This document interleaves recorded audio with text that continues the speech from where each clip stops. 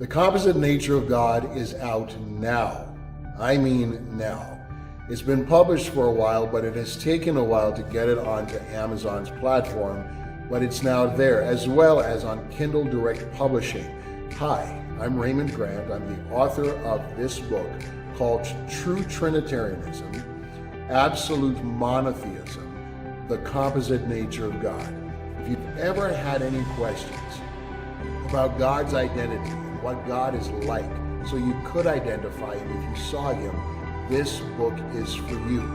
I tell you in no uncertain terms, this declares the Godhead, who God is, like no other book on the market. You need to get it. You need to study it. You need to read it. You need to share it. And I have made it available on Amazon just for you. So if you would like more information about my book, you can visit my website at Bibleway.ca. Of course, you can visit Amazon in any iteration of the .cas, .coms, and whatever else is out there, and you'll be delighted with the book. I'm also happy to sign your personal copy if you get the hard copy. Just get a hold of me. If I'm in your area, I'll happily find you, happily sign it for you, and may God bless you again for supporting this work. Thank you so much. The Composite Nature of God.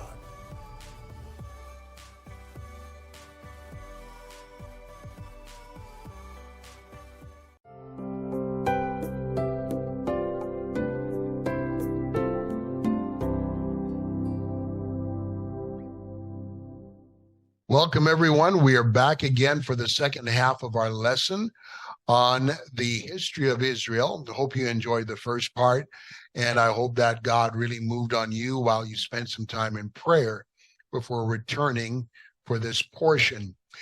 In the past, I would normally open in prayer before sharing my screen. What I'm going to do now is I'm going to give your instructor that is before you the opportunity to say the prayer. So you can just pause the video, and when you pause it, you can go ahead and pray and then just click resume, and I'll be right back with you. All right? God bless you.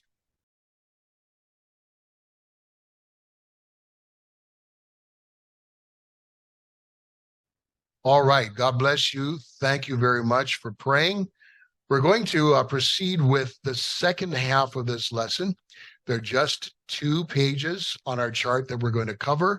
And this is not intended to be an in-depth study of the history of the children of Israel and the development of their nation. However, it is intended to be an overview to give you perspective so you can put some things in place that maybe were confusing before if you read the Old Testament. All right? So we're going to start with this. After the death of Solomon, the kingdom was divided. This was God's judgment on Solomon for not following his word with respect to the law of Moses and with respect as well to his personal obedience to God's instructions. Some of the things that Solomon did to violate the law of God was he amassed chariots and horses and horsemen, something strictly forbidden in the law. Furthermore, he loved many strange women who did not share the values espoused in the law of Moses and who served their idols even while married to him. They were so influential in his life that they persuaded him rather, to construct temples dedicated to their gods. And as a result, Solomon filled Jerusalem with houses of idol worship. And this displeased God greatly. When Solomon was confronted about his disobedience by a prophet, he shrugged it off, more or less saying, as long as there's peace and truth in my days, I'm not really worried about the future generations. So because God had promised him peace and prosperity in his time, he did not see it fit to ensure that those who followed him would enjoy the peace and prosperity he had.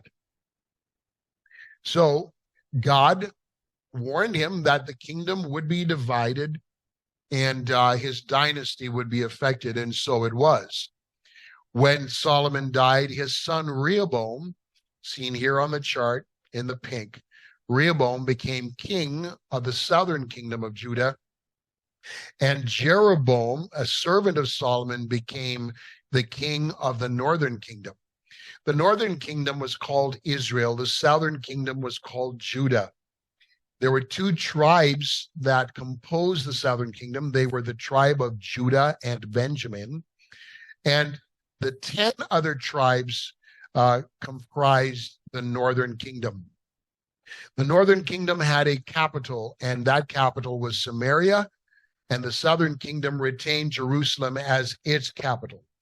There were 19 kings in the kingdom of Israel and 19 kings with one queen in the southern kingdom.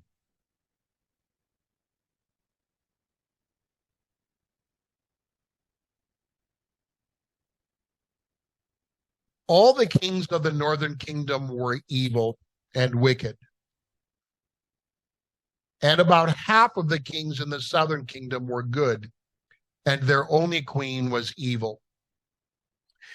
In both cases, the southern and northern kingdoms over time rebelled against God. The northern kingdom more so because their king Jeroboam, in trying to establish a distinction between the northern and the southern kingdom, even though they were the same people, taught rebellion to his people by establishing houses of worship for Baal in Bethel and in Dan in the north and the south, and he commissioned his people to worship God there rather than to go to the temple in Jerusalem, because he did not want to lose control of his people. And this is a spirit of competition that we should not have harboring in our countries and within our borders, especially in our ministry in Bibleway Ministries International. We need unity. We need submission. We need humility. We need to learn to take our turn, and we need to follow orders. We need to learn to work collaboratively. And instead of competing with one another, trying either to steal saints or to take territory, we need to realize that we're on the same team and work towards the same goal. The spirit of competition led the northern kingdom into idolatry because, in large part, this is where it comes from.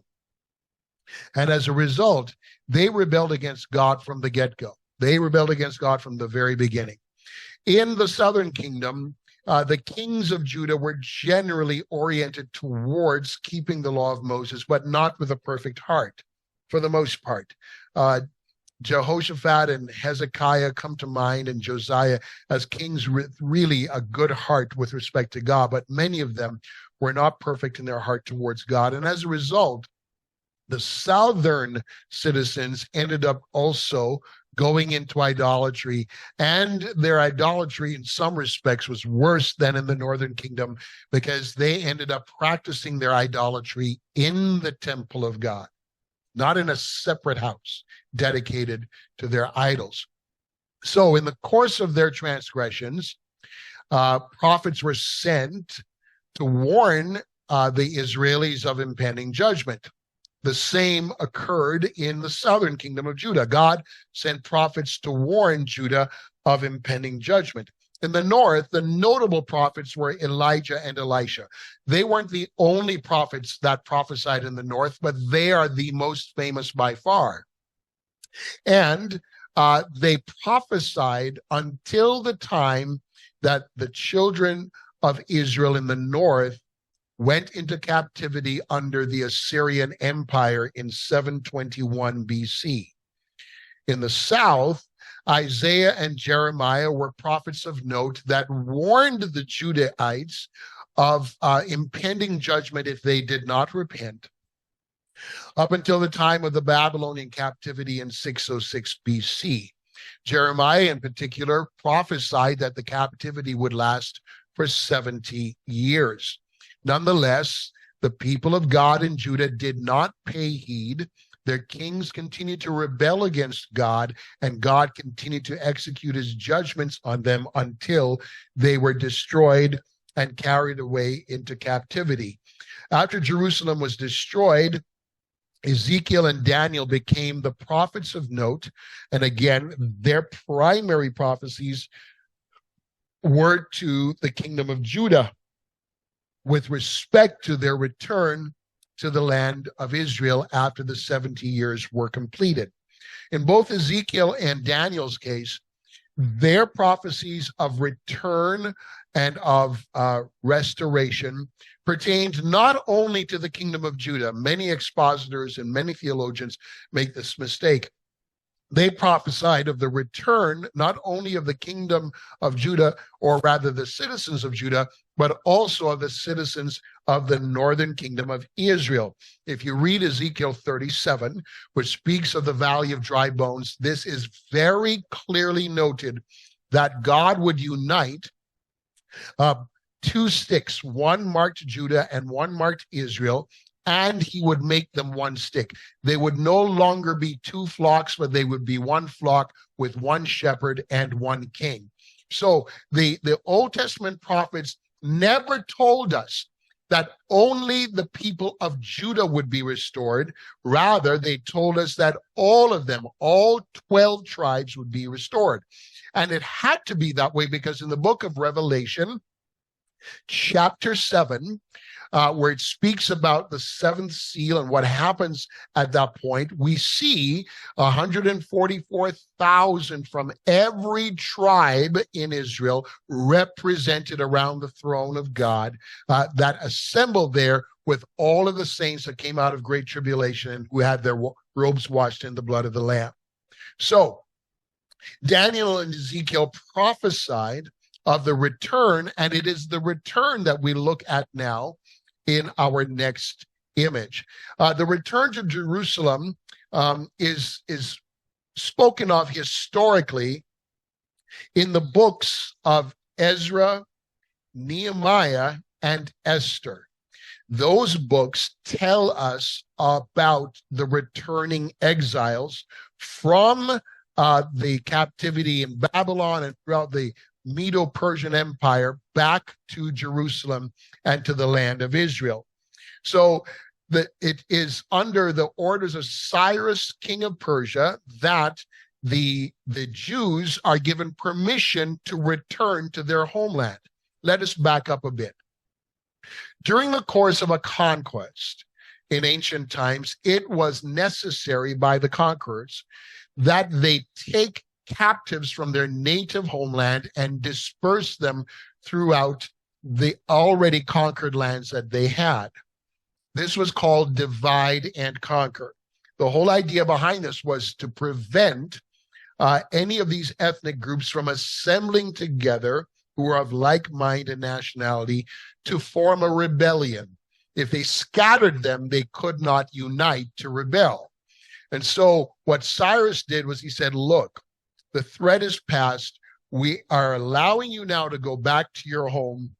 And anyone that God has put this in their heart to do, you are being permitted to go back to your land. Now, there's a problem. What was done to the Jews was done to other people. The Jews were taken from their land and brought to other lands. The people from other lands were brought to the Jewish land. So when the Jews returned home, they had enemies living in their properties. They had enemies living within their boundaries. They had strangers who had no right to be there, who already had property, who had businesses, who had traditions, and who had even intermarried there. These intermarried people, these heathen and Jews who were left behind, the poorest and the weakest and the meekest of them left behind, these intermarried people are the Samaritans of Jesus's time. This is where the Samaritan woman by the well comes from. She's a mixed people. This is why Jesus said to her, you worship what you know not. You don't know what you're worshiping, because she only had some semblance of a knowledge of what the Jews actually believed. She was half Jew, she was half Gentile. So that may add some perspective to your study when you are preaching. Nonetheless, with this permission, they went back. And the first initial group went back under Zerubbabel and Ezra. The next group went back under Nehemiah. All right? So you'll see that on your chart right here. Zerubbabel, Ezra, and Nehemiah. Ezra has a book named after him. Nehemiah has a book named after him. Zerubbabel has no book named after him. Zerubbabel was a governor. Ezra was a teaching priest. And Nehemiah also was a governor.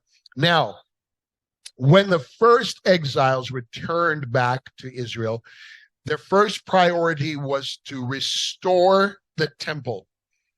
They laid the foundation and found that their enemies were willing to commit crimes to discourage them and to cause them to cease from building the temple. As a result of this discouragement and this delayed construction, God once again brought prophets to speak words of encouragement and words of rebuke to motivate the people of God to finish what they had started. What they had started, they may have thought was just a good idea in their mind, but it was actually God working through their minds to bring to bear what God wanted restored. The prophets God used include Haggai, Zechariah, and Malachi. These three prophets were used to encourage and to rebuke the people. Now, the beginning of the temple's construction was in 536 BC. It's right here on the page, 536 BC. After the temple was rebuilt, the next major project was the rebuilding of its walls. Nehemiah was serving the king, and at the time he served the king, he had received message or word that the walls of Jerusalem were still broken down, and the gates were still burned with fire, and the city was in disrepair. This moved him greatly to seek God and to gain permission to go home to rebuild the city of Jerusalem. With that permission, with the protection of the state, the provision of the state, Nehemiah went back and he harnessed the will and the strength of the people to rebuild the walls in very turbulent times. Their enemies were very active. You need to know that when you're building a church, your enemies are very active. You also need to know that God has provided protection and provision for you to get the job done. You need courage, and God has provided that to you as well. You need vision. God has given that to you as well, so that even though you have trouble, you will have success. I want you all to hear me. Even though you have trouble, you will have success. You must not quit. You must persevere, and you must work no matter who gives you help, and no matter who tries to discourage you, or no matter who refuses to help you. You must not quit. Now, as we draw close to the Old Testament, we must recognize that Malachi is one of its last speakers. His book is listed as the very last book in the Old Testament, and he closes it out with a message of hope, a message of anticipation, in light of the fact that he has returned to Jerusalem. He's returned to his homeland, and things are not easy. They're being occupied by a foreign nation, and they've been occupied by the Babylonians, and they've been occupied by the Assyrians, and they've been occupied by the Syrians before that. They have been really troubled because of their lack of faithfulness to God and their disobedience to God. But in light of that, God is shining a light in this darkness. And he says in Malachi 3 verse 1, "Behold, I will send my messenger, and he shall prepare the way before me. And the Lord whom you seek shall suddenly come to his temple, even the messenger of the covenant whom you delight in. Behold, he shall come, saith the Lord of hosts." I close by saying that the Old Testament ends here with 400 years of silence. In this period of time, we will have the rise of the Maccabees. We will have the slaughter at Megiddo, all in preparation of the Messiah. The Medo-Persian Empire is where the Bible ends the history of Israel historically, but what follows is the Greek Empire and Alexander the Great. And then what follows him are the Caesars and the Roman Empire. And it is into that extraordinarily dark and oppressive time that Jesus Christ, the Savior of the whole world, is born. It is into that darkness that God shines that light. It is into the midst of that oppression that God raises up a deliverer, just like he did in Egypt with Moses, just like he did in the famine with Joseph, just like he did in the fiery furnace with the 3 Hebrew men, just like he did in the lion's den with Daniel, just like he did in Persia with Esther and Mordecai, delivering them out of the hand of Haman. You've got to know God as a deliverer who not just prevents you from going into problems, but he is the deliverer that delivers you out of the midst of your problems, who deliberately allows you to be made vulnerable, who deliberately allows you to feel pain, who deliberately allows you to go through the valley of the shadow of death, but commands you to fear no evil. I am telling you, he's a deliverer. And you must wait on the Lord. I have a word for you before I go. You must not be afraid of anything. You must not be careful for anything. You must not be troubled. You must not be tempted to be afraid or to be fearful. You must hold fast to your confidence that God can see you through and God will bring you through. Thank you for being with me. I love you. I look forward to our next lesson, which, by the way, begins our study of the New Testament. It will be the 5th of these structured lessons, and I look forward to doing an overview of the New Testament with you and sharing about the promise of the Messiah. I hope so far this overview of the Old Testament has been a tremendous blessing to you and your life. God bless you and stay blessed.